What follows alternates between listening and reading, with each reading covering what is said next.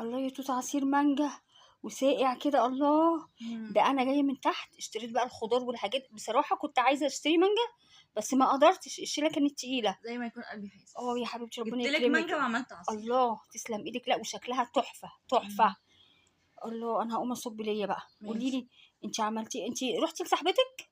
رحت يا ماما لصاحبتي، مش عارفه اه. رجلها كانت مكسوره فقلت اروح ازورها. عامله ايه دلوقتي؟ الحمد لله احسن.